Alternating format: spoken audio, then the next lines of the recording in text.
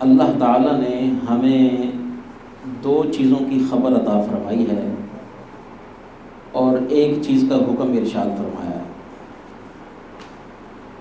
خبر کیا ارشاد فرمائی؟ فرمایا ان اللہ و ملائکتہ یصلون علی النبی، بے شک اللہ تعالیٰ اور اس کے سب فرشتے نبی کریم صلی اللہ تعالیٰ علیہ وبارک وسلم پر ہمیشہ سے نئے نئے انداز میں درود بھیج رہے ہیں۔ یہ دو خبریں ہو گئیں، ایک تو یہ کہ اللہ تعالیٰ بھی حضور پر درود بھیج رہا ہے، اور دوسرا یہ کہ اس کے فرشتے بھی سب کے سب وَمَلَائِكَتَهُ، یہ جو صیغہ ہے یہ استغراق پر دلالت کرتا ہے، معنی ہے جتنے بھی فرشتے ہیں وہ سارے کے سارے حضور نبی کریم صلی اللہ تعالیٰ علیہ وبارک وسلم پر درود بھیج رہے ہیں۔ اور اس کے بعد پھر ہمیں اللہ تعالیٰ نے مخاطب کیا اور فرمایا کہ میرے محبوب کا کلمہ پڑھنے والوں، تم بھی حضور پر درود پڑھا کرو اور کثرت کے ساتھ سلام پیش کیا کرو۔ اب یہ دو چیزیں ہیں، ایک تو پہلے نمبر پر جو اللہ تعالیٰ نے خبریں عطا فرمائی ہیں کہ اللہ تعالیٰ یہ بھی نبی کریم صلی اللہ تعالیٰ علیہ وبارک وسلم پر درود بھیجتا ہے، یہ ظاہر و باہر چیز ہے۔ اور دوسرا فرمایا کہ اس کے فرشتے جو ہیں وہ بھی نبی کریم صلی اللہ تعالیٰ علیہ وبارک وسلم پر درود بھیجتے ہیں۔ تو یہ جو اللہ تعالیٰ کے فرشتے ہیں، یہ بالعموم جتنے بھی فرشتے ہیں وہ سارے کے سارے حضور نبی کریم صلی اللہ تعالیٰ علیہ وبارک وسلم پر درود بھیجتے ہیں۔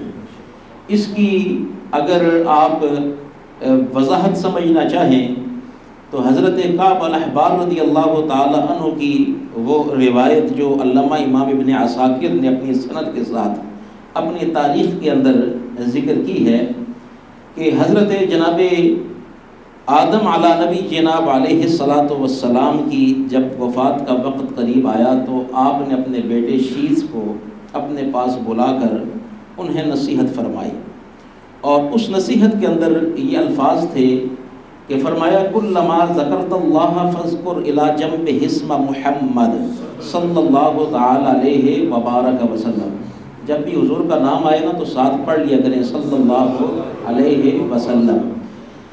تو فرمایا کہ بیٹا جب بھی اللہ تعالیٰ کا ذکر کرو تو اللہ تعالیٰ کے ذکر کے ساتھ حضرت سرکار محمد الرسول اللہ صلی اللہ تعالیٰ علیہ وبارک وسلم کا ذکر کرتے رہنا۔ یہ نہیں ہے کہ صرف اللہ تعالیٰ کا ذکر ہو، اس کے محبوب کا ذکر نہ ہو، جب اللہ کا ذکر کرو تو اس کے محبوب کا بھی ذکر کرو۔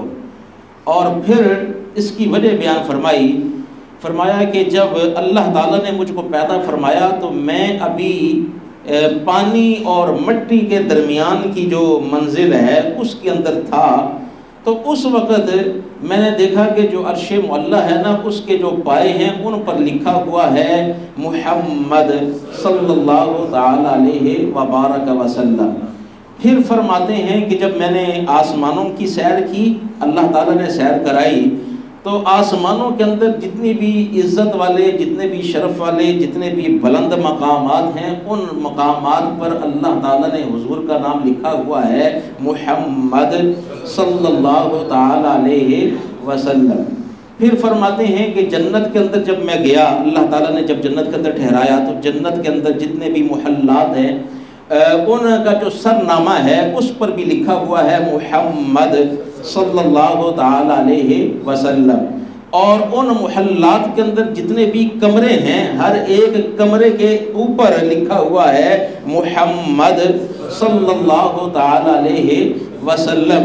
پھر فرماتے ہیں کہ جنت کے اندر جتنی بھی حوریں ہیں ان کے سینوں پر اللہ تعالیٰ نے لکھا ہوا ہے محمد صلی اللہ تعالی علیہ وبارک وسلم۔ جنت کے اندر جتنے بھی درخت ہیں ہر ایک درخت پر، اس کے ہر ایک پتے پر اللہ نے حضور کا نام لکھا ہوا ہے محمد صلی اللہ تعالی علیہ وبارک وسلم۔ یہاں تک کہ فرماتے ہیں کہ میں نے فرشتوں کو دیکھا تو ان کی آنکھوں کے درمیان لکھا ہوا ہے محمد صلی اللہ تعالی علیہ وبارک وسلم، اور جتنے بھی حجابات ہیں ان پر میں نے دیکھا کہ لکھا ہوا ہے محمد صلی اللہ تعالی علیہ وبارک وسلم۔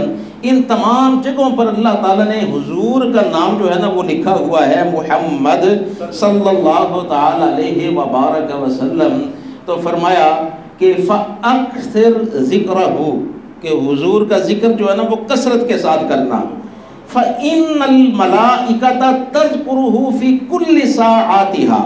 فَإِنَّ الْمَلَائِكَةَ، ملائکہ جمع کا صیغہ اس کے اوپر الف لام استغراق کا، تو فرمایا کہ جتنے بھی فرشتے ہیں وہ ہر لمحہ ہر گھڑی اللہ تعالیٰ کی تسبیح و تحمید کے ساتھ ساتھ حضور کا ذکر بھی کرتے رہتے ہیں۔ اس روایت سے ایک بات تو یہ معلوم ہوئی کہ اللہ تعالیٰ نے ہر جگہ پر عزت اور شرف والے مقام پر حضور کا نام لکھا ہوا ہے محمد صلی اللہ تعالی علیہ وبارک وسلم۔ تو جو نام لکھا جاتا ہے یہ کس لیے لکھا جاتا ہے؟ اگر آپ مکان بنائیں تو مکان کے اوپر کس کا نام لکھتے ہیں؟ مکان کے مالک کا ذرا بول دیں، کس کا نام لکھتے ہیں؟ مکان کا جو مالک ہوگا اس کا نام لکھیں گے۔ تو اس سے یہ بات معلوم ہوتی ہے کہ ساری کائنات کی تخلیق فرمانے والا خدا ہے، اور اس نے ساری کائنات کی تخلیق فرما کر اس کو اپنے پیارے مصطفیٰ صلی اللہ تعالی علیہ وبارک وسلم کی ملک میں دے دیا ہے کہ حضور جو کچھ بھی ہے خلقت سارے جہاں حضور آپ کے ہیں۔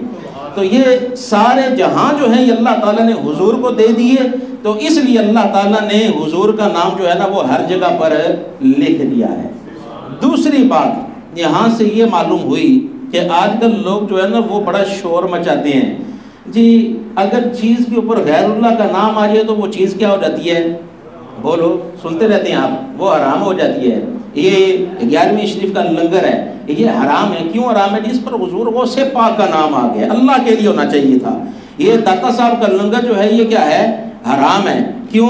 اس لیے کہ اس پر اللہ کا نام ہونا چاہیے تھا، داتا صاحب کا نام آیا تو چیز کیا ہو گئی؟ حرام ہو گئی۔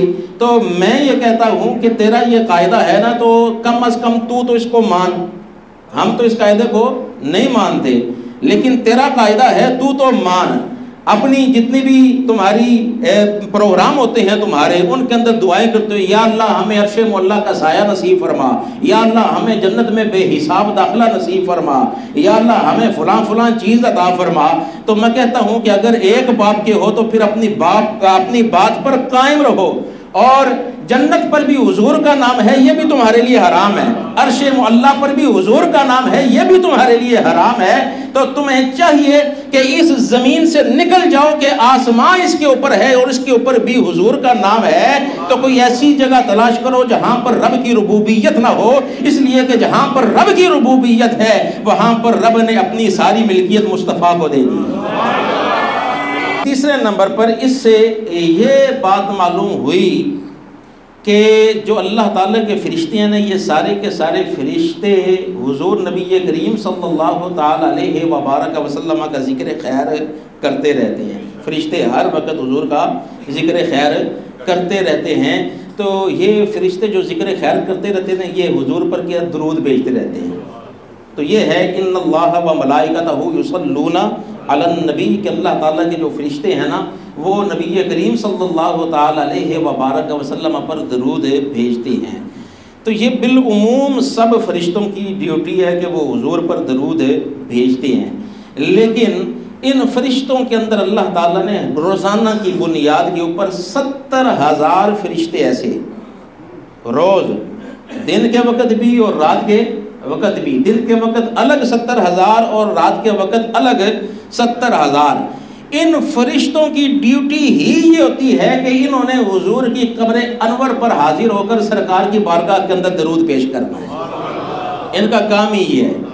اور اس بات کو علامہ امام ابن قیم الجوزیہ نے جلاء الافہام کے اندر نقل کیا ہے کہ حضرت سیدنا کعب الاحبار رضی اللہ تعالی عنہ، یہ حضرت سیدہ بی بی عائشہ صدیقہ رضی اللہ تعالی عنہ ام المومنین، ان کی خدمت میں حاضر ہوئے، تو وہاں پر جو لوگ بیٹھے ہوئے تھے فذکروا رسول اللہ صلی اللہ علیہ وسلم، تو وہاں پر نبی کریم صلی اللہ تعالی علیہ وبارک وسلم کا ذکر خیر شروع ہوا۔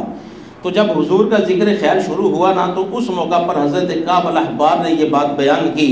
آپ نے فرمایا ما من فجر یطلع الا هبط 70,000 من الملائکۃ حتى يحفوا بالقبر ويضربون بأجنحتهم القبر ويصلون على النبي صلی اللہ تعالی علیہ وبارک وسلم۔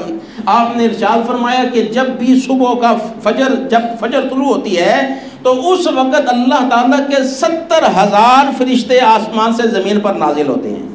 کتنے فرشتے؟ 70,000 فرشتے جو ہیں وہ نازل ہوتے ہیں۔ کام کیا ہے؟ حتی یحفوا بالقبر، کہ وہ حضور کی قبر کے ارد گرد جمع ہو جاتے ہیں۔ حضور کا جو قبر اطہر ہے نا، وہ درمیان میں ہوتی ہے اور یہ اس کے ارد گرد جمع ہو جاتے ہیں۔ وہ اعلیٰ حضرت نے کہا تھا نا کہ ہر چراغ مزار پر ہزاروں قدسی یوں پروانہ وار پھیرتے ہیں۔ اس کا نقشہ جو ہے وہ اعلیٰ حضرت نے بیان کیا ہے کہ وہ 70,000 فرشتے جو ہے نا، وہ حضور کی قبر اطہر کے ارد گرد جو ہے وہ گھومتے ہیں اور حضور کی قبر اطہر کے پاس حاضری دیتے ہیں۔ وَيَضْرِبُونَ بِأَجْنِحَتِهِمُ الْقَبْرَ، اور حضور نبی کریم صلی اللہ تعالی علیہ وبارک وسلم کی قبر اطہر پر اپنے پر بچھاتے ہیں۔ حضور کی قبر اطہر سے وہ تبرک حاصل کرتے ہیں، برکت حاصل کرتے ہیں۔ وَيُصَلُّونَ عَلَى النَّبِيِّ صلی اللہ علیہ وسلم، اور نبی کریم صلی اللہ تعالی علیہ وبارک وسلم پر درود پڑھتے رہتے ہیں۔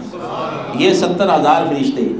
اس سے یہ بات معلوم ہوئی کہ آج لوگ کہتے ہیں کہ اگر درود پڑھنا ہے تو یہاں پر پڑھ لو، وہاں پر مدینہ شریف میں جا کر کیا کرنا ہے؟ تو ان سے کہیں کہ وہی کام کرنا ہے جو فرشتے کرنے جاتے ہیں وہاں پر، کہ فرشتے اللہ تعالیٰ کا حکم پا کر، وہ فرشتے کہ جو اللہ تعالیٰ کے حکم کے بغیر کچھ بھی نہیں کرتے، اللہ تعالیٰ کا حکم پا کر زمین پر آتے ہیں۔ اگر درود پڑھے تو آسمان سے بھی تو پڑھ سکتے ہیں، لیکن ان کو اللہ تعالیٰ بھیجتا ہے کہ جاؤ محبوب کی قبر پر جاؤ اور وہاں پر جا کر حضور پر درود پڑھو، تاکہ رہتی دنیا تک یہ سنت قائم ہو جائے کہ اللہ تعالیٰ یہ چاہتا ہے کہ میرے محبوب پر دور سے بھی درود پڑھو، قبر پر حاضر ہو کر بھی درود پڑھو۔ یہ اس سے بات معلوم ہوئی۔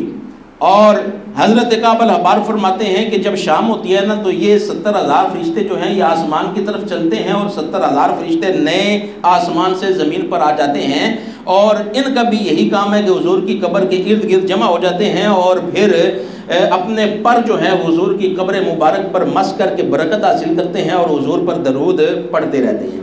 70,000 بالنہار و 70,000 باللیل، 70,000 فرشتے صبح اور 70,000 فرشتے رات کو۔ اور علماء عارفین نے یہاں پر یہ بات بیان فرمائی ہے، وہ فرماتے ہیں کہ جو 70,000 فرشتے ایک مرتبہ حضور کی قبر اطہر پر حاضری دے لیتے ہیں نا، تو دوبارہ قیامت تک ان کی باری نہیں آئے گی۔ اللہ تعالیٰ نئے فرشتے جو ہیں ان کو وہاں پر بھیجتا ہے حضور کی قبر اطہر پر حاضری دینے کے لیے۔ تو یہ 70,000 فرشتے جو ہیں یہ حضور کی قبر اطہر پر، یہاں تک کہ حضرت کعب الاحبار فرماتے ہیں حتی اذا انشقت عنہ الارض خرج من القبر فی 70,000 من الملائکۃ یصفون۔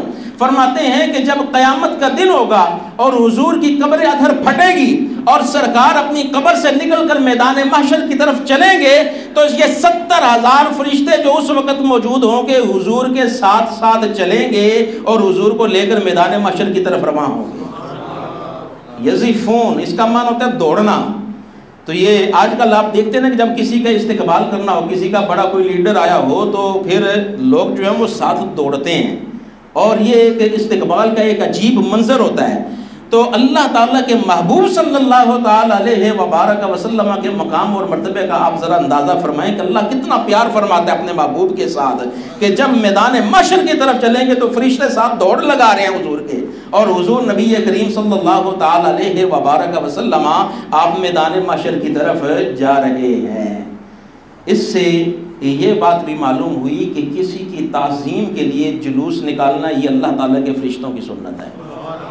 اگر حضور چاہتے تو تنہا بھی تو جا سکتے تھے میدان محشر میں، یا ایک دو فرشتہ جو ہے وہ ساتھ ہوتا، لیکن 70,000 فرشتوں کی جماعت یہ کس لیے؟ اس لیے کہ اللہ تعالیٰ یہ چاہتا ہے کہ یہ فرشتے جب جلوس نکالیں گے نا تو ہمارے محبوب کی عزت کا اظہار ہوگا، سرکار کی عظمت کا اظہار ہوگا، تو اس سے پتہ یہ چلا کہ کسی کی عظمت کے اظہار کے لیے جلوس نکالنا یہ فرشتوں کی سنت ہے۔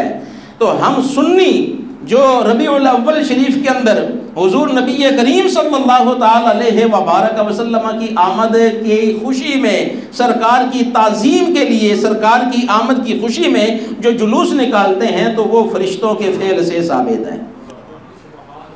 تو یہ بات جو میں نے آپ حضرات کے گوش گزار کی، کوئی کہہ سکتا ہے جی کہ حضرت کعب الاحبار کا قول ہے، کوئی حدیث کے اندر تو نہیں آیا۔ کہتے ہیں نا نقش نکالنے والے جن کا کام ہی یہ ہے کہ حضور کی شان نظر آئے تو وہاں پر کیڑا ڈال لیں، جن کا مقصد ہی زندگی کا یہ ہے، تو وہ کہیں گے جی کہ حضرت کعب الاحبار کا قول ہے، کوئی حدیث تو نہیں ہے۔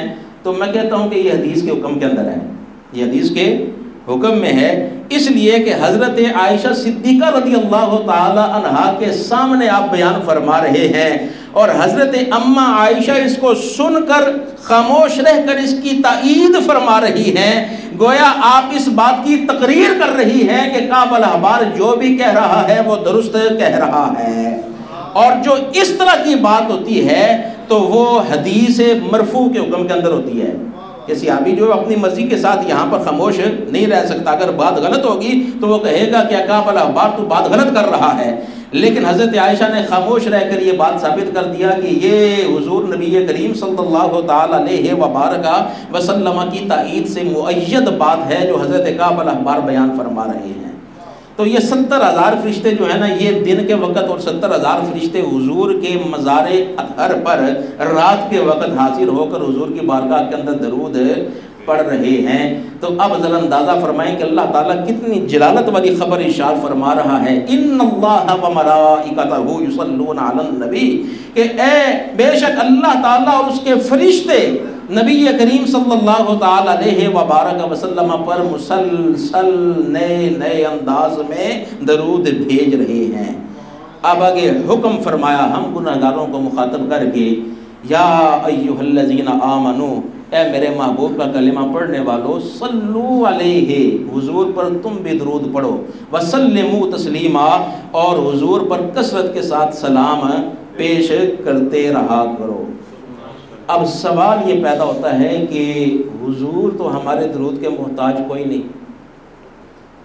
پہلے اللہ تعالیٰ نے یہ بات بیان فرما دی نا کہ اللہ بھی درود بھیج رہا ہے، فرشتے بھی درود بھیج رہے ہیں، تو اب اللہ تعالیٰ کے حبیب صلی اللہ تعالی علیہ وبارک وسلم ہمارے درود کے محتاج تو کوئی نہیں۔ اگر ہم درود نہ بھیجیں تب بھی سرکار کی شان میں فرق نہیں آتا، اگر پڑھیں تو ہمارے بھیجنے کے ساتھ سرکار کی شان بلند نہیں ہوتی۔ تو یہ اللہ تعالیٰ نے اپنے محبوب کی شان کو ویسے ہی بلند فرمایا ہے۔ تو اب یہ جب اللہ تعالیٰ بھی درود بھیج رہا ہے، فرشتے بھی درود بھیج رہے ہیں، تو اب ایمان والوں کو کیوں حکم دیا کہ ایمان والوں تم بھی حضور پر درود بھیجو، حضور کی بارگاہ کے اندر سلام پیش کیا کرو؟ تو اس کی وجہ یہ ہے کہ اللہ تعالیٰ اپنے محبوب مکرم صلی اللہ تعالی علیہ وبارک وسلم کے وسیلہ جلیلہ سے ہم گناہگاروں کے ساتھ بے انتہا محبت فرماتا ہے، بے انتہا محبت فرماتا ہے ہم گناہگاروں کے ساتھ۔ جیسے بھی ہے نا، ہم گناہگار ہیں، سیاہکار ہیں، لیکن حضور کا کلمہ پڑھتے ہیں، حضور کے ساتھ محبت کرتے ہیں، حضور کی ہم امت ہیں، گناہگار امت۔ تو قاعدہ یہ ہے کہ جو محبوب کا پیارا ہوتا ہے نا، وہ بھی پیارا ہوتا ہے۔ تو سرکار اللہ تعالیٰ کے پیارے اور محبوب ہیں، اور ہم گناہگاروں کے ساتھ حضور بڑی محبت فرماتے ہیں۔ تو حضور کی محبت کے صدقے میں، اس کی برکت کے ساتھ اللہ تعالیٰ بھی ہم گناہگاروں کے ساتھ بے انتہا محبت فرماتا ہے۔ تو اس محبت کے اظہار کے لیے اللہ تعالیٰ نے فرمایا، اے ایمان والو تم حضور پر درود پڑھتے رہا کرو اور سلام پیش کرتے رہا کرو۔ اب یہ ہمارے ساتھ محبت کا اظہار کیسے ہے؟ حضور نبی کریم صلی اللہ تعالی علیہ وبارک وسلم کی ساری زندگی آپ دیکھو، حضور نے رو رو کر ہم گناہگاروں کے لیے دعائیں کی ہیں، اور جلوت ہو، خلوت ہو، راتوں کی تنہائیاں ہوں، یا پھر سفر ہو یا حضر ہو، جہاں کہیں بھی حضور ہوں تو حضور نے ہر جگہ پر ہم گناہگاروں کو یاد رکھا ہے، ہمارے لیے دعا کی ہے کہ اے مولا کریم میری امت کی بخشش فرما دے میرے صدقے سے، میرے وسیلے سے۔ تو رب تعالی نے حضور کے ان الفاظ کو قبول فرما کر یہ حکم ہم گناہگاروں کو دے دیا کہ میرے محبوب کے امتیوں، میرے محبوب یہ چاہتے ہیں کہ میری امت بخشی جائے حضور کے صدقے میں، تو میں تمہاری یہ ڈیوٹی لگاتا ہوں کہ چلتے پھرتے حضور پر درود و سلام پڑھتے رہا کرو، اس لیے کہ درود و سلام پڑھتے رہا کرو گے تمہارے گناہ جو ہیں وہ مٹتے چلے جائیں گے، تمہارے درجات جو ہیں وہ جنت کے اندر بلند ہوتے چلے جائیں گے۔ دیکھو حدیث پاک کے اندر حضور نبی کریم صلی اللہ تعالی علیہ وبارک وسلم کے ارشاد گرامی ہے ہیں کہ جس نے من صلی علیہ صلاۃ واحدہ صلی اللہ علیہ عشرہ، حضور فرماتے ہیں کہ جو آدمی مجھ پر ایک مرتبہ درود پڑھتا ہے نا تو اللہ تعالیٰ اس پر 10 رحمتوں کا نزول فرماتا ہے۔ وَحُطَّتْ عَنْهُ 10 خطیئات، فرمایا کہ اللہ تعالیٰ اس کے 10 گناہ معاف فرماتا ہے۔ وَرُفِعَتْ لَهُ 10 درجات، اللہ تعالیٰ اس کے 10 درجات کو بلند فرماتا ہے۔ تو ہم نے درود پاک پڑھا، ہم نے کوئی محنت اور مشقت نہیں کی، ہم نے کوئی تکلیف والا کام نہیں کیا، صرف زبان کو ہلایا ہے، لیکن زبان کو ہلانے کی برکت، بلکہ زبان کو جو ہم نے ہلایا تو اس کے اندر برکت آ گئی حضور پر درود و سلام پڑھنے کی، اور اس کی وجہ سے اللہ تعالیٰ نے ہمیں یہ 3 چیزیں فی الفور عطا فرما دی۔ پڑھیں الصلاۃ والسلام علیک یا سیدی یا رسول اللہ وعلی آلک واصحابک یا سیدی یا حبیب اللہ۔ یہ ہم نے درود پاک پڑھا نا کتنا ٹائم لگا ہے؟ یہ 2-3 سیکنڈ لگے ہیں، ان کے اندر ہی اللہ تعالیٰ نے ہمارے اوپر 10 رحمتوں کا نزول فرما دیا، اللہ تعالیٰ نے ہمارے 10 گناہ معاف فرما دیے، اور اللہ تعالیٰ نے ہمارے 10 درجے بلند فرما دیے۔ اب یہ جو 10 درجے بلند فرما دیے، یہ درجے کہاں پر اللہ تعالیٰ نے بلند فرمائے ہیں؟ بولو، یہ درجے اللہ تعالیٰ نے کہاں پر بلند فرمائے؟ جنت میں۔ تو پتہ یہ چلتا ہے کہ پہلے اللہ تعالیٰ درود پڑھنے والے کو جنت عطا فرماتا ہے، پھر 10 درجات بھی بلند فرماتا ہے۔ یہ 3 انعام جو ہیں کہ اللہ تعالیٰ ہمیں عطا فرماتا ہے۔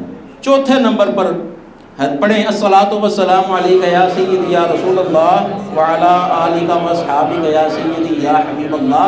حضرت ابو طلحہ آپ فرماتے ہیں کہ ایک مرتبہ نبی کریم صلی اللہ تعالی علیہ وبارک وسلم ہمارے درمیان تشریف لائے تو سرکار کا والبشر فی وجہہ، حضور کے چہرے پر خوشی کے آثار، حضور کا چہرہ چمک رہا تھا، تر و تازہ حضور کا چہرہ۔ تو صحابہ نے پوچھا حضور کیا بات ہے، حضور آج بڑے خوش ہیں؟ تو نبی کریم صلی اللہ تعالی علیہ وبارک وسلم نے ارشاد فرمایا کہ ابھی جبریل امین آئے تھے اور آ کر عرض کرنے لگے ان ربک یقول، حضور آپ کا رب فرماتا ہے اما یرضیک یا محمد، اے محمد صلی اللہ تعالی علیہ وسلم، کیا آپ کو یہ بات راضی نہیں کرتی؟ ذرا اللہ کا انداز تو دیکھیں، اللہ تعالیٰ اپنے محبوب کو کتنے پیارے انداز میں مخاطب کر رہا ہے۔ اما یرضیک یا محمد، اے محمد صلی اللہ تعالی علیہ وسلم، کیا آپ کو یہ بات راضی نہیں کرتی؟ خدا کی رضا چاہتے ہیں دو عالم، اور خدا چاہتا ہے رضائے محمد صلی اللہ تعالی علیہ وبارک وسلم، کہ ساری دنیا کے عبادت گزار اولیاء اتقیاء صلحاء اپنے سروں کو سجدے میں رکھ کر گڑ گڑا رہے ہیں کہ اے مولا کریم تو ہمارے ساتھ راضی ہو جا، اے مولا کریم تو ہمارے ساتھ راضی ہو جا۔ لیکن ادھر رب کی منشا اور مرضی دیکھیں کہ وہ یہ چاہتا ہے کہ میرے محمد صلی اللہ تعالی علیہ وبارک وسلم میرے ساتھ راضی رہیں اور راضی ہو جائیں، اور حضور کو راضی کرتا ہے۔ اما یرضیک یا محمد، اے محمد صلی اللہ تعالی علیہ وسلم، کیا آپ کو یہ بات راضی نہیں کرتی؟ وہ بات کیا ہے آگے آ رہی ہے، ذرا اس پر بھی غور کرو، پتہ چلے گا کہ حضور اپنی امت کے ساتھ کتنی محبت کرتے ہیں، کہ اللہ تعالیٰ بھی جانتا ہے کہ محبوب کو راضی کرنا ہے، محبوب کو خوش کرنا ہے تو حضور کی امت کو دو، جب حضور کی امت کو دو گے تو حضور بھی میرے ساتھ راضی ہو جائیں گے۔ تو حضور کو فرمایا اما یرضیک یا محمد، اے محمد صلی اللہ تعالی علیہ وسلم، کیا آپ کو یہ بات راضی نہیں کرتی کہ اللہ یصلی علیک احد فی امتک الا صلیت علیہ عشرا، کیا پیارے حبیب آپ کی امت میں سے کوئی آدمی جب مجھ پر ایک مرتبہ درود پڑھے، تجھ پر ایک مرتبہ درود پڑھے گا نا تو میں اس پر 10 رحمتوں کا نزول فرماؤں گا۔ ولا یسلم علیک احد فی امتک الا سلمت علیہ عشرا، اور محبوب جو آپ کی بارگاہ میں ایک مرتبہ سلام پیش کرے گا میں اس پر 10 سلامتیوں کا نزول فرماؤں گا۔ پڑھیں الصلاۃ والسلام علیک یا سیدی یا رسول اللہ وعلا آلہ و اصحابہ یا سیدی یا حبیب اللہ۔ یہ آپ نے الفاظ پڑھے تو 4 قسم کے انعام اللہ تعالیٰ کی طرف سے ہم گناہ گاروں کو عطا ہو گئے۔ کتنے؟ 4۔ پہلے نمبر پر 10 رحمتیں نازل ہو گئی، دوسرے نمبر پر 10 گناہ معاف ہو گئے، تیسرے نمبر پر یہ کہ 10 درجات جنت کے اندر بلند ہو گئے، اور چوتھے نمبر پر یہ کہ اللہ تعالیٰ کی طرف سے 10 سلامتیوں کا نزول ہو گیا۔ اور جس پر اللہ تعالیٰ سلامتی نازل فرما دے، کوئی دکھ درد رہتا ہے، کوئی مصیبت، کوئی غم، کوئی رنج، کوئی علم، کچھ بھی باقی نہیں رہتا، جس پر اللہ تعالیٰ سلامتی نازل فرما دے تو جو حضور کی بارگاہ میں سلام پیش کرے نا، چاہے یوں ہی کہہ لے السلام علیکہ ایھا النبی ورحمۃ اللہ وبرکاتہ۔ ویسے تو لوگوں کو تکلیف ہوتی ہے کہ حضور کو تم سلام کیوں بھیجتے حضور کی بارگاہ کے اندر، تو کہو ہم کوئی اور سلام نہیں بھیجتے، ہم نماز والے ہی بھیج لیتے ہیں، السلام علیکہ ایھا النبی ورحمۃ اللہ وبرکاتہ، سلام ہو آپ پر اے اللہ کے نبی۔ ایھا کا جو لفظ ہے یہ قریب کو پکارنے کے لیے آتا ہے، السلام علیکہ ایھا النبی، سلام ہو آپ پر اے اللہ کے نبی، اور اس کی رحمتیں اور برکات کا نزول ہو آپ پر اے اللہ تعالیٰ کے نبی صلی اللہ تعالیٰ علیہ وسلم۔ تو جب یہ سلام پڑھیں گے تو اس کے ساتھ 10 سلامتیوں کا نزول بھی ہم پر ہو جائے گا۔ تو جب چلتے پھرتے درود پڑھتے رہا کرو گے، چلتے پھرتے حضور کی بارگاہ کے اندر سلام پیش کرتے رہا کرو گے، تو اللہ تعالیٰ گناہوں کو معاف فرماتا چلا جائے گا، درجات کو بلند فرماتا چلا جائے گا، اور گناہوں کی بخشش فرماتا چلا جائے گا۔ تو گویا اللہ تعالیٰ نے ایک نظام قائم کر دیا ہے کہ محبوب آپ کے امتی درود و سلام پڑھتے رہے، مغفرت کے پروانے انہیں ملتے رہے گے۔ تو یہ حضور کی محبت اور حضور کی دعا کی برکت کے ساتھ اللہ تعالیٰ نے ہم گناہ گاروں کو یہ دولت نصیب فرمائی ہے کہ ہم حضور پر درود و سلام پڑھتے ہیں، اور اللہ تعالیٰ کے حکم سے اللہ تعالیٰ ہمیں یہ انعامات اس کے اوپر عطا فرماتا ہے۔ یہ ساری باتیں سن کر اس سے بھی آگے ایک مجدہ جاں فضا ہے کہ جو شخص نبی کریم صلی اللہ تعالیٰ علیہ وبارک وسلم پر درود پڑھتا ہے، تو حضرت عمار بن یاسر رضی اللہ تعالیٰ عنہ کی حدیث پاک ہے، ذرا توجہ میری طرف فرمائیں، پڑھیں الصلاۃ والسلام علیک یا سیدی یا رسول اللہ وعلا آلہ و اصحابہ یا سیدی یا حبیب اللہ۔ حضور نے ارشاد فرمایا یا عمارو ان للہ ملکا اعطاہ اسماء الخلائق کلہا، فرمایا کہ اے عمار، اللہ تعالیٰ کا ایک ایسا عظیم الشان فرشتہ ہے کہ جس کو اللہ تعالیٰ نے یہ شان عطا فرمائی ہے کہ پوری مخلوق کے اندر جہاں کہیں بھی کوئی بھی بولتا ہے تو اس کی آواز کو وہ فرشتہ اپنے کانوں سے سماعت کرتا ہے۔ ایسا عظیم الشان فرشتہ ہے اللہ تعالیٰ کا، لیکن اس کی ڈیوٹی کیا ہے؟ اس کی ڈیوٹی یہ ہے، حضور فرماتے ہیں کہ ہوا قائم علی قبری اذا مت الی یوم القیامہ، فرمایا کہ جب ہماری وفات ہوگی تو ہماری وفات کے بعد وہ فرشتہ قیامت تک ہماری قبر پر کھڑا رہے گا، حضور کا خادم بن کر حضور کی قبر پر کھڑا ہے۔ اور اس کا کام کیا ہے؟ کام اس کا یہ ہے کہ فرمایا کہ لیس من عبد یصلی علی الا سماہ باسمہ واسم ابیہ ویقول یا محمد صلی علیک فلان کذا و کذا، فرماتے ہیں کہ اس کا کام یہ ہے کہ میری امت کے اندر جہاں کوئی بھی بندہ مجھ پر درود پڑھتا ہے تو وہ فرشتہ اس بندے کا نام بھی لیتا ہے، اس کے باپ کا نام بھی لیتا ہے، اور میری بارگاہ کے اندر عرض کرتا ہے کہ حضور آپ کا فلاں امتی ہے، فلاں کا بیٹا ہے، حضور پر ان الفاظ کے ساتھ درود پڑھتا ہے۔ حضور فرماتے ہیں کہ اللہ تعالیٰ فوراً اس درود پڑھنے والے پر 10 رحمتوں کا نزول فرماتا ہے۔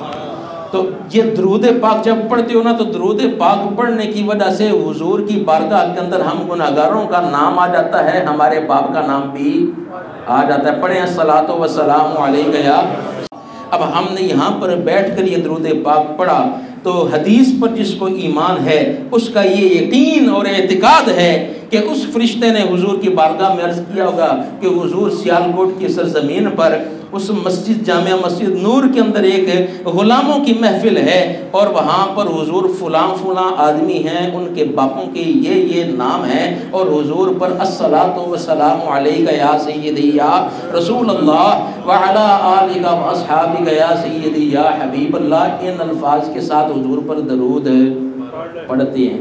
تو اب اس سے بڑھ کر خوشی والی بات کیا ہے؟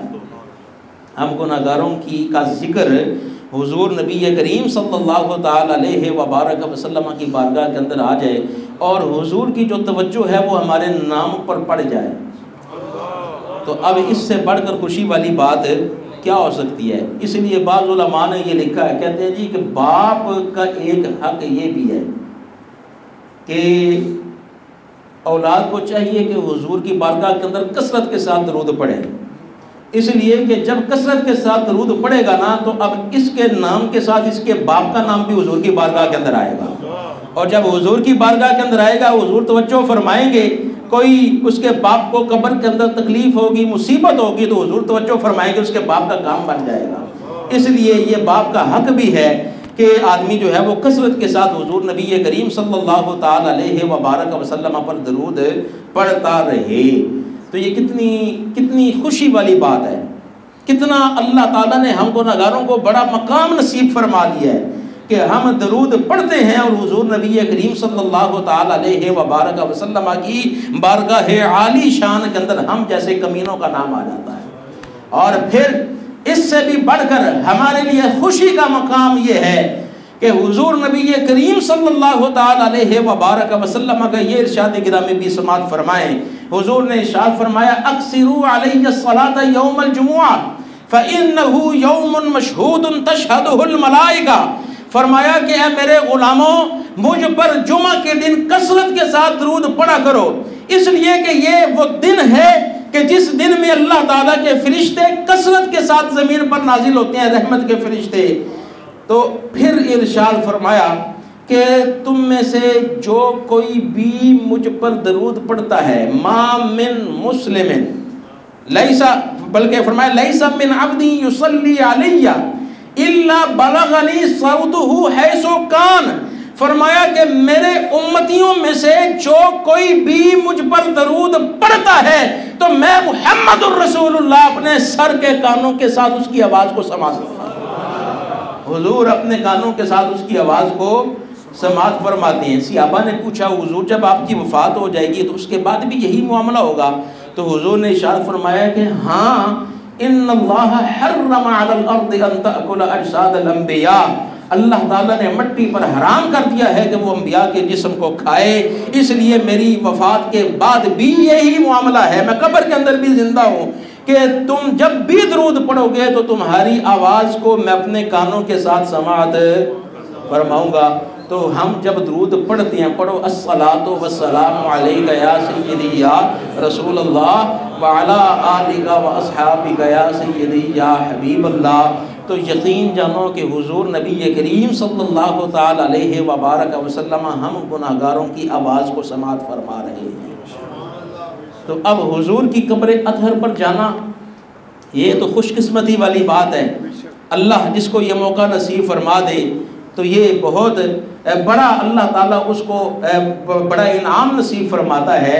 لیکن حضور صرف ان لوگوں کے نبی تو نہیں ہے کہ جو حضور کی قبر اطہر پر حاضر ہونے کی استطاعت اور صلاحیت رکھتے ہیں، بلکہ حضور تو قیامت تک سارے امت جو گناہگار امت ہے اس سب کے نبی ہیں۔ تو حضور اس حدیث پاک کے اندر ہم گناہگاروں کو یہ مژدہ جاں فضا سنا رہے ہیں کہ اگر تم نے مجھ کو اپنا دکھڑا سنانا ہو، اگر تم نے مجھے اپنی کوئی عرض معروض سنانی ہو، میری بارگاہ کے اندر کوئی بات یا حاجت پیش کرنی ہو، تو ضروری نہیں کہ مدینہ منورہ کے اندر میری قبر پر حاضر ہو کہ تب بھی میں تمہاری بات سنوں گا، بلکہ دنیا کے جس بھی کونے کے اندر مجھ پر سلام پیش کرو گے تو میں تمہاری طرف متوجہ ہو جاؤں گا۔ اب جو بھی بات کرنی ہے کرو، میں تمہاری بات کو سماعت فرماؤں گا۔ تو یہ حضور نبی کریم صلی اللہ تعالی علیہ وبارک وسلم ہماری آواز کو سماعت فرماتے ہیں۔ پھر اس سے آگے بڑھ کر ایک اور سعادت یہ ملتی ہے کہ حضور ارشاد فرماتے ہیں ما من مسلم یسلم علی الا رد اللہ علی روحی حتی ارد علیہ السلام. فرمایا کہ کوئی بھی مسلمان جب مجھ پر سلام پیش کرتا ہے تو اللہ تعالیٰ میری روح کو پلٹاتا ہے، میں اس مسلمان کے سلام کا جواب بھی ارشاد فرماتا ہوں. حضور سلام کا جواب بھی ارشاد فرماتے ہیں. پڑھنا الصلاۃ والسلام علیک یا سیدی یا رسول اللہ وعلی آلک واصحابک یا سیدی یا حبیب اللہ.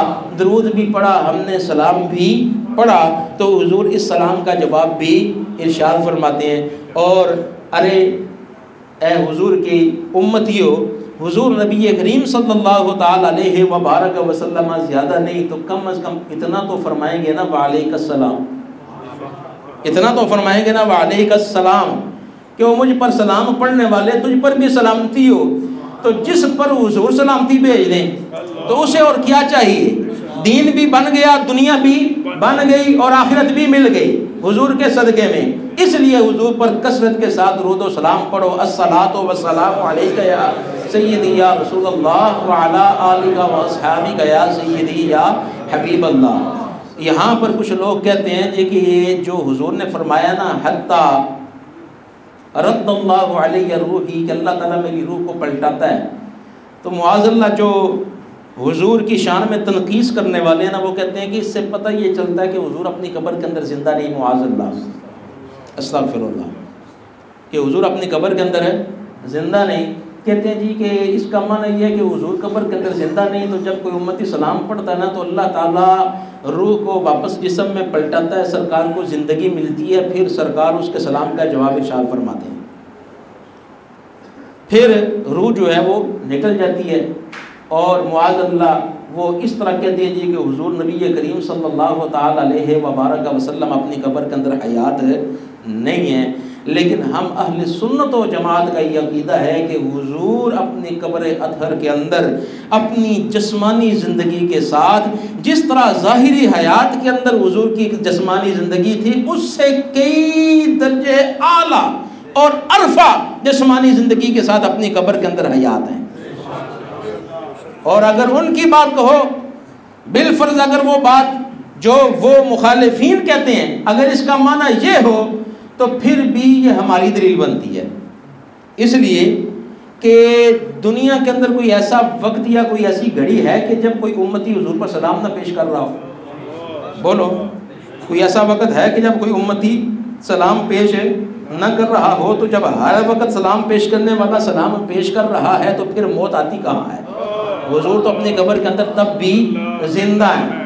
لیکن جو علماء عارفین ہیں انہوں نے اس کا معنی یہ بیان کیا ہے کہ اس سے مراد یہ ہے کہ حضور نبی کریم صلی اللہ تعالی علیہ وبارک وسلم جب آپ نے ظاہری حیات سے پردہ فرمایا نا، تو اب جو امت کی طرف احکام کی تبلیغ اور امت کی تعلیم و تربیت کا جو معاملہ تھا وہ اب ڈیوٹی جو ہے وہ کم ہو گئی. تو اس ڈیوٹی کے کم ہو جانے کی وجہ سے اب جب حضور کو قبر اطہر کے اندر فرصت ملی نا تو اللہ تعالیٰ کے جمال کے مشاہدہ میں حضور مصروف ہو گئے. اللہ تعالیٰ کے جمال کے مشاہدہ کے اندر حضور نبی کریم صلی اللہ تعالی علیہ وبارک وسلم مصروف ہو گئے. اور حضور اور وہ جمال ایسا ہے کہ اس کے اندر جو آدمی کھو جائے وہ اس میں مستغرق ہو جاتا ہے. اور ہو اللہ کا محبوب اور سامنے جمال یار ہو بے حجاب، تو اب وہاں پر ہوش رہ کیسے سکتا ہے؟ حضور اس کے اندر مستغرق ہوتے ہیں. تو یہاں پر خیال کو پلٹانے، یہاں پر روح کو پلٹانے کا معنی یہ نہیں کہ روح جسم کے اندر نہیں اور حضور کی روح کو واپس جسم میں پلٹایا جاتا ہے، بلکہ یہاں پر روح کا معنی ہے دھیان، توجہ. تو معنی یہ ہے کہ جب امتی سلام پیش کرتا ہے تو اللہ تعالیٰ حضور کی توجہ کو حضور کی طرف پلٹاتا ہے کہ محبوب امتی سلام پیش کر رہا ہے، اس کے سلام کا جواب ارشاد کرتا ہے. کتنا خوشی کا مقام ہے کہ حضور نبی کریم صلی اللہ تعالی علیہ وبارک وسلم ہم کو نگاروں کی طرف توجہ بھی فرماتے ہیں. اب یہ تینوں حدیثیں جو میں نے ان کو ملائے نا تو میں ایک دن غور کر رہا تھا تو جو میرے ذہن کے اندر بات آئی وہ یہ ہے کہ حضور نبی کریم صلی اللہ تعالیٰ علیہ وبارک وسلم اپنے کانوں کے ساتھ بھی آواز کو سماعت فرماتے ہیں۔ یہاں پر فرمایا کہ اللہ تعالیٰ میری توجہ میری طرف پلٹاتا ہے۔ پھر یہ بھی فرمایا کہ فرشتہ ہے کہ وہ کھڑے ہو کر عرض کرتا ہے کہ حضور آپ کا فلاں امتی ہے، فلاں کا بیٹا ہے، حضور کی بارگاہ میں درود پیش کرتا ہے۔ تو ان تینوں حدیثوں کو ملایا تو معنی اور مفہوم یہ سمجھ میں آتا ہے کہ حضور نبی کریم صلی اللہ تعالی علیہ وبارک وسلم پر جب کوئی امتی سلام پیش کرتا ہے نا تو حضور کے کانوں تک آواز پہنچتی ہے۔ لیکن بعض اوقات ایسا ہوتا ہے نا کہ آدمی کسی چیز کے اندر ایسا مستغرق اور ڈوبا ہوا ہوتا ہے کہ اس کو خبر نہیں ہوتی ارد گرد کی۔ جیسے ہم بھی بعض اوقات کوئی کتاب وغیرہ پڑھ رہے ہوں یا کوئی اور کام کر رہے ہوں تو آنے والا آتا ہے، سلام کرتا ہے، سلام کر کے چلا جاتا ہے، ہمیں خبر بھی نہیں ہوتی، ہمیں پتہ بھی نہیں چلتا کہ وہ آ کر چلا گیا ہے۔ تو اس نے سلام کیا، اس کے سلام کی آواز ہمارے کانوں تک پہنچی، ہم نے سنی، لیکن ہماری توجہ اس کی طرف نہیں۔ تو حضور اپنے کانوں کے ساتھ آواز کو سماعت فرماتے ہیں، لیکن مشاہدہ حق کے اندر حضور مصروف ہے، مستغرق ہے۔ تو اللہ تعالیٰ نے ہم امت محمدیہ علی صاحب الصلاۃ والسلام پر یہ احسان فرمایا ہے کہ ایک فرشتے کی وہاں پر ڈیوٹی لگائی ہے کہ جب کوئی امتی درود و سلام پیش کرتا ہے تو وہ درود و سلام حضور کے کانوں تک پہنچتا ہے، لیکن اگر حضور اس کی طرف توجہ نہ فرمائے تو فرشتے کی یہ ڈیوٹی ہے کہ میرے محبوب کی بارگاہ میں عرض کر حضور آپ کا فلاں امتی ہے، فلاں کا بیٹا ہے، حضور آپ پر سلام پیش کرتا ہے، حضور توجہ فرمائے نا، اس کے سلام کا جواب ارشاد فرمائے۔ اور حضور اس امتی کے سلام کا جواب ارشاد فرماتے ہیں۔ تو یہ حضور کی توجہ اور حضور نبی کریم صلی اللہ تعالی علیہ وبارک وسلم کا خیال جو ہم گناہگاروں کی طرف ہوتا ہے، اس سے بڑھ کر اور کون سی نعمت ہے؟ تو یہ اللہ تعالیٰ کی طرف سے ہمیں نعمت جو ہے یہ نصیب ہوتی ہے درود و سلام کے پڑھنے کی وجہ سے۔ تو اب درود و سلام پڑھیں۔ الصلاۃ والسلام علیک یا سیدی یا رسول اللہ وعلی آلک و اصحابک یا سیدی یا حبیب اللہ۔ تو اب حضور کی توجہ بھی ہم گناہگاروں کی طرف ہو گئی اور حضور نے ہمارے سلام کا جواب بھی ارشاد فرمایا۔ تو اب جو آدمی حضور کی طرف توجہ کرے، حضور اس کی طرف توجہ فرمائے، تو کیا وہ گناہگار رہ سکتا ہے؟ بولو۔ علماء عارفین، میں نے کتاب کے اندر پڑھا کہ علماء عارفین یہ فرماتے ہیں کہ جو گناہوں سے پاکیزگی ہے نا، اس کا نقطہ کیا ہے، آدمی کیسے گناہوں سے پاک ہوتا ہے؟ تو وہ فرماتے ہیں علماء عارفین کہ گناہوں سے پاک بندہ اس وقت ہوتا ہے جب حضور کی خاص توجہ کے اندر وہ آدمی آتا ہے۔ حضور کی توجہ کے اندر آدمی آئے تو اللہ تعالیٰ گناہوں سے اس کو نکالتا چلا جاتا ہے اور اس کو پاک فرما دیتا ہے، اس لیے کہ اللہ بھی پاک ہے، اس کا حبیب بھی پاک ہے، اور جو حبیب کی نگاہ کے اندر آ جائے اللہ تعالیٰ اس کو بھی پاک فرما دیتا ہے۔ تو حضور کی نگاہ اور توجہ کے اندر جو آدمی آ جائے وہ کیا ہو جاتا ہے؟ پاک ہو جاتا ہے۔ تو درود و سلام پڑھو پوری توجہ کے ساتھ۔ تو اگر درود و سلام پڑھو گے ادھر سے حضور کی توجہ ملے گی، تو حضور کی توجہ کی وجہ سے آدمی گناہوں سے پاک ہوتا چلا جائے گا، اس کی روح جو ہے وہ پاکیزہ ہو جائے گی، اس کا دل پاک ہو جائے گا، اور جب دل اور روح پاک ہو جائیں گے تو گناہوں کی طرف میلان ہی نہ رہے گا۔ اللہ تعالیٰ اس آدمی کو متقی اور پرہیزگار بنا دے گا۔ یہی وجہ ہے کہ نماز کے بارے میں فرمایا نا کہ نماز جو ہے ان الصلاۃ تنہی عن الفحشاء والمنکر، کہ نماز جو ہے یہ فحش اور بے حیائی کے جو کام ہیں ان سے روکتی ہے اور ناپسندیدہ باتوں سے روکتی ہے۔ اس کے اندر نقطہ کیا ہے؟ اس کے اندر نقطہ یہ ہے کہ جب ہم نماز پڑھتے ہیں نا تو نماز پڑھتے ہوئے ہم قرات بھی کرتے ہیں، ہم رکوع کے اندر بھی جاتے ہیں، ہم سجود کے اندر بھی جاتے ہیں، لیکن رب فرماتا ہے کہ ابھی تک نماز مکمل نہیں ہوئی، ابھی نماز تمہیں گناہوں سے روکنے والی نہیں بنی۔ اے مولا کریم کیوں نہیں بنی؟ فرمایا کہ ابھی التحیات بیٹھ میرے محبوب کی بارگاہ کے اندر دو زانو ہو کر بیٹھ کر پڑھ السلام علیکہ ایھا النبی ورحمۃ اللہ وبرکاتہ۔ محبوب کو مخاطب کر، محبوب کی بارگاہ میں سلام پیش کر۔ جب محبوب کی بارگاہ میں سلام پیش کرے گا ادھر سے جواب آ گیا تو گناہوں سے پاک ہو جائے گا۔ اللہ تعالیٰ تجھے گناہوں سے پاکیزگی جو ہے وہ عطا فرما دے گا۔ اس سے یہ بات بھی معلوم ہوگی کہ آج لوگ کہتے ہیں یہ نماز ہم پڑھتے ہیں لیکن گناہ نہیں چھوٹتے. تو وجہ کیا ہے؟ وجہ یہ ہے کہ ہم جب نماز پڑھتے ہیں تو نماز کے اندر ہماری توجہ نہیں ہوتی. یہ سارے فائدے تو اس وقت حاصل ہوں گے نا جب ہماری توجہ ہوگی. اب یہاں پر میرے کوئی بزرگ بیٹھے ہوں تو میں ان کو سلام کرنا چاہوں تو میرا دھیان جو ہے نا وہ کراچی کی طرف ہو اور میں کہوں جی السلام علیکم. اس کا جواب دیں گے؟ نہیں جواب دیں گے کہ اس کی توجہ میری طرف نہیں ہے. تو توجہ حاصل کرنی ہے تو پھر توجہ کرنی بھی پڑے گی. تو اس لیے نماز کے اندر ہمارے علماء فرماتے ہیں محققین کہ نماز کے اندر التحیات کا طریقہ یہ ہے کہ خود کو حضور کی بارگاہ کے اندر حاضر جانو کہ حضور میرے سامنے موجود ہیں. حضور کا سراپہ اقدس اپنے سامنے تصور کرو نماز کے اندر اور پھر حضور کو اپنے سامنے تصور کر کے حضور کی بارگاہ میں عرض کرو السلام علیکہ ایھا النبی ورحمۃ اللہ وبرکاتہ. سلام ہو آپ پر اللہ کے نبی، اس کی رحمتیں اور برکتیں نازل ہوں. تو جب اس نیت کے ساتھ اس توجہ کے ساتھ سلام پڑھو گے تو اللہ تعالیٰ تمہیں وہاں سے جواب بھی عطا فرما دے گا اور جب وہاں سے جواب ملے گا تو گناہوں سے پاکیزگی مل جائے گی. تو یہ ہے نماز. واللہ اگر آپ اس طرح نماز پڑھنی شروع کر دینا تو آپ یقین جانیں کہ وہ لطف اور وہ حظ اور وہ مزہ آپ کو نماز کے اندر ملے گا کہ کسی اور عبادت کے اندر وہ آپ کو مزہ نصیب نہیں ہوگا اگر اس تصور کے ساتھ آپ نماز پڑھیں گے. تو اس لیے یہ جو پاکیزگی ہے یہ پاکیزگی حضور نبی کریم صلی اللہ تعالی علیہ وبارک وسلم کی توجہ سے گناہگاروں کو حاصل ہوتی ہے. اور یہ بات بھی یاد رکھیں کہ حضور نبی کریم صلی اللہ تعالی علیہ وبارک وسلم کا ہم گناہگاروں کے ساتھ ایک تعلق ہے. وہ تعلق ہے ایمان کا تعلق. کس کا تعلق ہے؟ ایمان کا.